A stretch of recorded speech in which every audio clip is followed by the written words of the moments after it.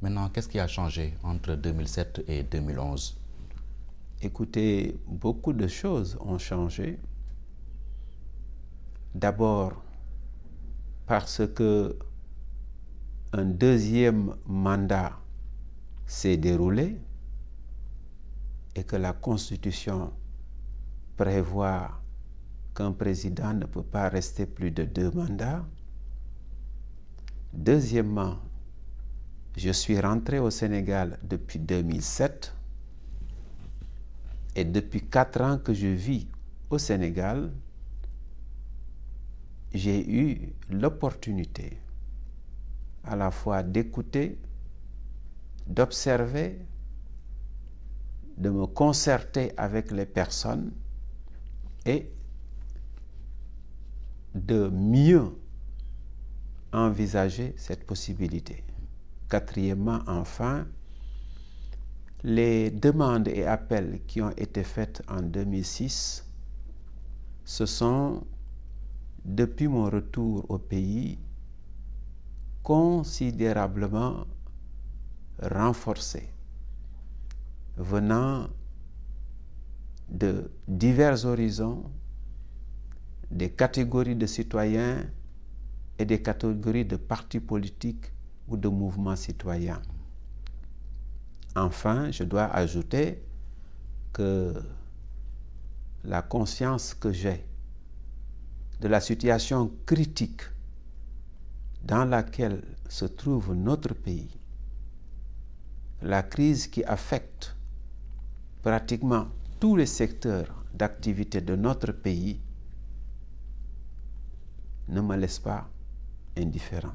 Oui, là, vous semblez dire que votre candidature est une demande sociale. Que répondez-vous à ceux qui disent où était-il quand nous faisions face à des difficultés? Les difficultés des Sénégalais, je voudrais vous rappeler que je les vis au quotidien depuis 4 ans. Deuxièmement, de 1992 à 2007, soit 15 ans, j'étais, comme vous l'avez rappelé, sous-secrétaire général des Nations Unies.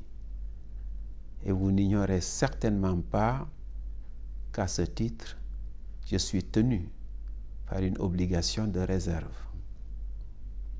Et depuis le coup d'État militaire en Guinée en 2008, précisément depuis janvier 2009 jusqu'en décembre 2010, en tant qu'envoyé spécial de l'Union africaine et co-président du groupe international de contact sur la Guinée, qui a travaillé au jour le jour avec les partis politiques, avec la junte, avec les partenaires étrangers pour ramener, avec la médiation du président Compaoré, pour ramener la paix et le retour à l'ordre constitutionnel en Guinée, j'étais également tenu par l'obligation de réserve.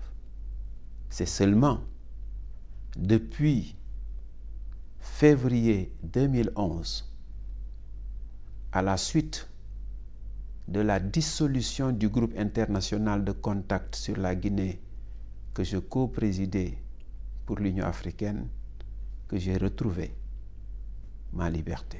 Donc c'est d'opinion. C'est ce qui explique votre non-participation au débat national.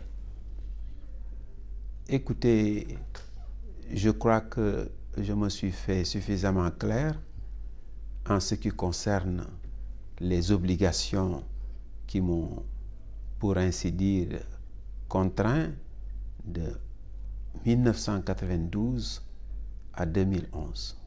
Maintenant, pourquoi les Sénégalais devraient-ils vous faire confiance en 2012?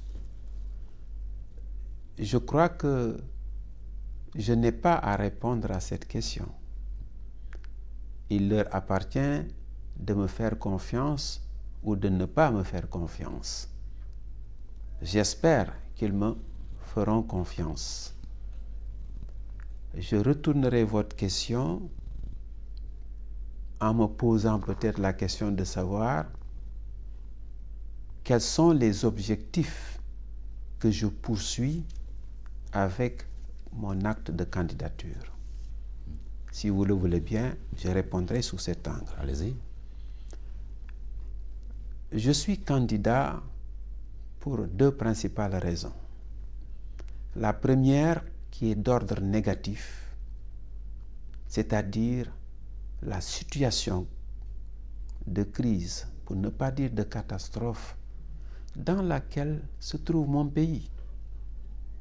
Et pour cela, on n'a pas besoin de parler de midi à 14 heures, parce que c'est une situation que nous vivons au jour le jour, à tous les niveaux, dans tous les domaines, pour toutes les catégories sociales. Qu'il s'agisse de l'éducation, de la santé, de la gouvernance politique, du monde rural, de l'énergie.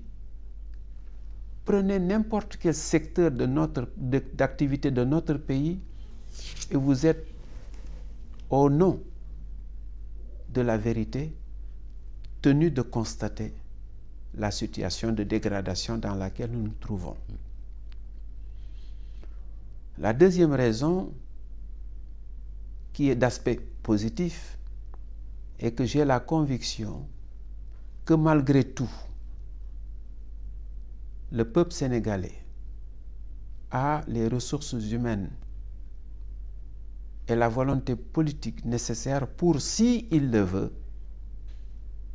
mettre un terme à cette situation, redresser le pays et permettre que enfin une politique conforme aux aspirations des populations soit menée. Voilà la deuxième raison.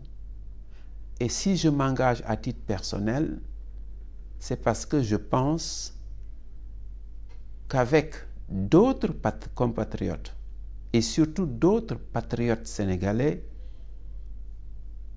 nous sommes en mesure, dans le cadre d'une large coalition, société civile, partis politiques, citoyens apolitiques, citoyens militants de partis politiques, jeunes et vieux, hommes et femmes, tout le monde ensemble, nous pouvons relever le défi actuel. Et pour ce faire, que proposez-vous de nouveau pour la résolution des crises que vous venez de nommer?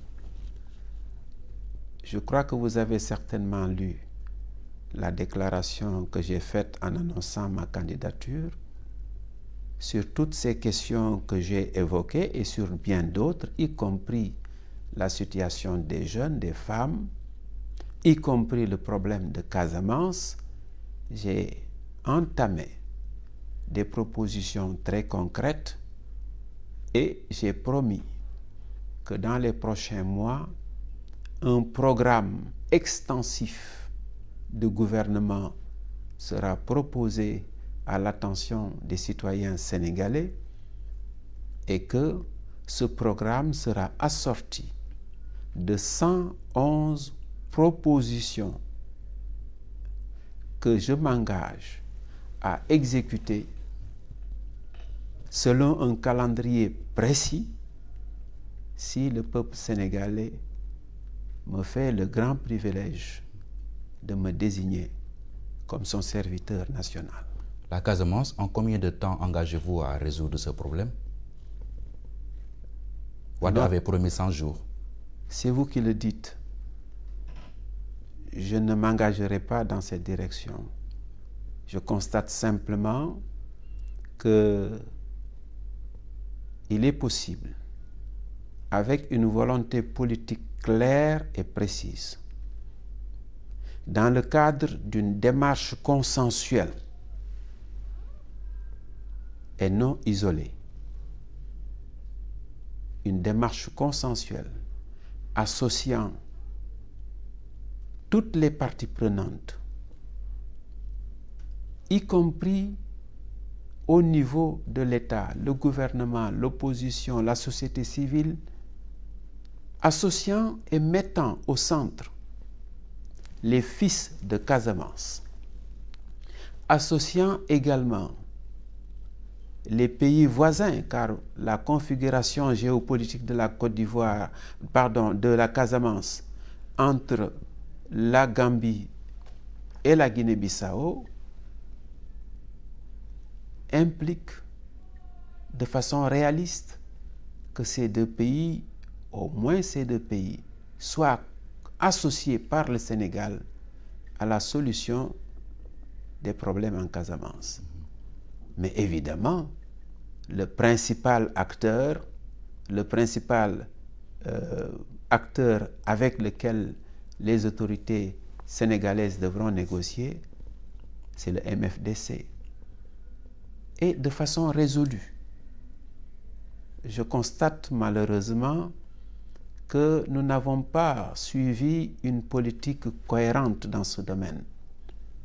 La Côte d'Ivoire la Casamance, décidément la crise Côte d'Ivoire. Qu'est-ce que vous pensez toujours tout le temps à la Côte d'Ivoire? Mais parce que je crains que demain, si rien n'est fait dans notre pays, et si de surcroît, les élections ne se déroulent pas dans la transparence, dans la démocratie, que notre pays tombe dans une crise similaire à la Côte d'Ivoire. Vous redoutez un hold-up électoral?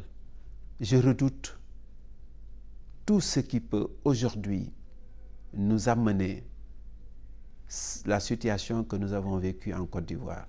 Voilà pourquoi peut-être cette obsession m'habite même quand je parle de la Casamance. Donc, je voulais dire que si il y a cette démarche consensuelle, cette volonté politique résolue et ce partenariat avec toutes les bonnes volontés, on peut régler la crise de Casamance. Alors qu'aujourd'hui, on ne constate pas une véritable politique de résolution de la Casamance.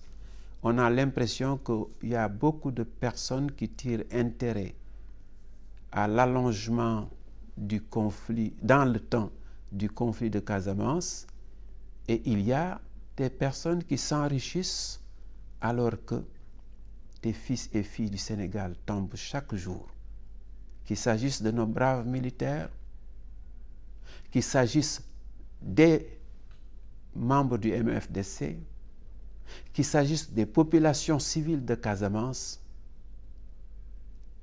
Je pense que ce conflit a trop duré, il a été trop meurtrier pour qu'il doive encore perdurer. Ok. Vous déclarez votre candidature à 9 mois de l'élection. Pour certains, c'est beaucoup. Est-ce une manière de faire votre publicité auprès des Sénégalais qui, il faut le dire, ne vous connaissent pas trop? Je crois que je ne suis pas le seul à avoir déclaré ma candidature. Vous avez au moins déjà 3 autres candidatures. Donc je suis, comme on dirait, dans l'air du temps.